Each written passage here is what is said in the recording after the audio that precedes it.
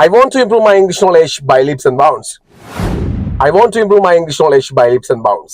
මට එක පිම්මේ මගේ English knowledge එක දිනු කර ගන්න අවශ්‍යයි. By leaps and bounds කියලා කියන්නේ එක පිම්මේ. Right? මම ඔයාලට තවත් ලස්සන pattern එකක් කියලා දෙනවා. It is advisable for you to brush up your tarnished English knowledge by leaps and bounds. It is advisable for you to brush up your tarnished English knowledge by leaps and bounds. ඔබගේ නොදියුණු ඉංග්‍රීසි දැනුම කෙටි කාලෙකින් දිනු කරගන්න ඔබට නුවණට හුරුයි. ලස්සන පැටර්න් එකක් තමයි ඊළඟට මම ඔයාලට කියලා දෙන්න යන්නේ. It is advisable for you to. It is advisable for you to. Advisable කියලා කියන්නේ නුවණට හුරුයි. මේක දාන්නේ මෙන්න මෙහෙමයි. It is advisable කියලා දාලා for වලට පස්සේ දාන්න ඒ නුවණට හුරු කාටද කියන එක. ඊට පස්සේ to වලින් සම්බන්ධ කරගන්නවා ක්‍රියාපදේ.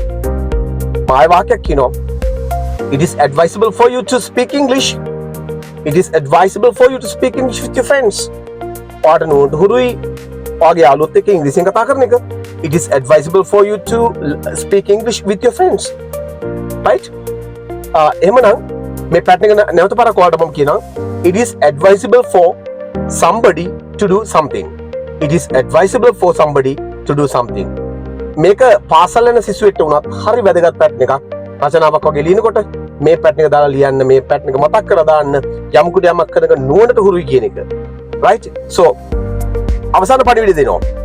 It is advisable for you to brush up your tarnished English knowledge by leaps and bounds. This message is for our A-level faced students. A-level faced students. උසස් පෙළට මුහුණ දුන් දරුවන්ට මේ දුන්නු පණිවිඩය. ඔබේ නොදිනු විසඳුම කෙටි කාලයකින් දිනු කරගන්න එක ඔබට නුවණට හුරුයි. So join our 4-month post A-level course. See you in September.